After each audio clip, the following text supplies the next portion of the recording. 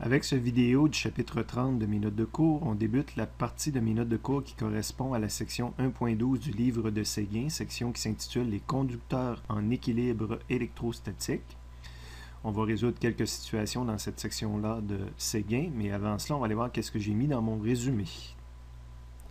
Je suis maintenant dans le résumé de mes notes de cours pour le chapitre 30. Je vous invite à ouvrir le livre de Séguin à la page 111 pour comparer le contenu de l'aperçu du chapitre de la section 1.12 de Séguin avec qu'est-ce que j'ai mis dans le résumé du chapitre 30 de mes notes de cours. Première observation, c'est que ça n'ajoute pratiquement aucune nouvelle formule de physique. C'est beaucoup plus des éléments de compréhension qu'on a dans cette section-là, 1.12 de Séguin, concernant qu'est-ce qui arrive à un conducteur, donc un matériau conducteur, lorsqu'il est dans un champ électrique. Jusqu'à maintenant, on avait plutôt étudié qu'est-ce qui arrive à qu'est-ce que le champ électrique qui était créé par une distribution de charge, distribution qui pouvait être sur un conducteur ou pas. Maintenant, on peut plus voir s'il existe un champ électrique puis qu'on met un conducteur dans ce champ électrique-là, qu'est-ce qui arrive à ce conducteur-là, qu'il possède des charges ou qu'il n'en possède pas avant qu'on le mette dans le champ électrique. Bon, dans le résumé, il n'y a rien qui correspond à cette section-là sur la première page du résumé. Sur la deuxième page, la seule partie qu'on peut dire qui correspond, c'est à peu près dans le milieu, un peu après le milieu, l'endroit où je mentionne qu'à l'intérieur d'un conducteur, lorsqu'on place un conducteur dans un champ électrique, ou encore même pour un conducteur en lui-même, d'une façon ou d'une autre, il n'y aura jamais de champ électrique à l'intérieur de ce conducteur-là. À l'intérieur de la partie métal, là, il n'y aura jamais de champ électrique. Le champ électrique va commencer à la surface du conducteur, mais il n'y aura jamais de champ électrique dans le conducteur.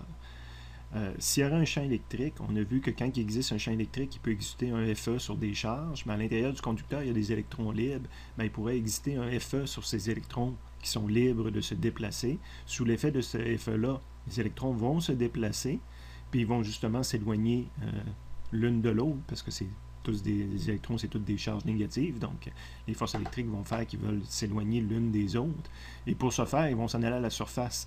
Fait que oui, pendant une fraction de seconde, Séguin parle d'une nanoseconde, quand je place un conducteur dans un champ électrique, il peut exister un E, mais ce E-là implique un FE, ce FE implique déplacement des charges, les charges vont se déplacer, puis quand il n'y a plus de charge, ben, il ne peut plus avoir de champ électrique. Donc, dans ce chapitre-là, ça n'ajoute pas beaucoup de nouvelles formules, mais ça ajoute un élément de compréhension là, qui est important, puis qu'il faut l'étudier. Donc là, c'est vraiment de faire une lecture, puis de s'assurer de comprendre qu'est-ce qui arrive dans un conducteur. On va voir aussi que ça a comme impact de créer des lignes de champ électrique à la surface du conducteur qui sont toujours perpendiculaires au conducteur. S'ils ne seraient pas perpendiculaires, encore une fois, ça impliquerait un déplacement de charge. Là, Séguin va vous l'expliquer dans son livre. Et on va également voir... là, quand on mentionnait ici là, que le champ électrique est égal à 0 à l'intérieur du conducteur, c'est à l'intérieur de la matière du matériau conducteur. Si jamais il y a un trou, donc il y a un vide à l'intérieur du conducteur, ben, s'il n'y a pas de charge dans ce vide-là, on va voir que le champ électrique va être aussi égal à 0. Mais si j'ai un objet qui a un creux, une cavité, puis que je mets une charge dans ce creux ou dans cette cavité-là, ben là, il peut exister un champ électrique à l'intérieur du trou, pas à l'intérieur du conducteur. Ça va continuer à s'appliquer à l'intérieur du conducteur, c'est égal à 0. Mais dans la partie vide à l'intérieur du conducteur, il pourrait exister un champ électrique qui est créé par l'autre charge qu'on a mis à cet endroit-là. Donc, ce n'est pas des principes évidents là, à parler comme ça dans le vide. Il faut faire la lecture, faire des exercices là, pour bien comprendre qu'est-ce qui arrive.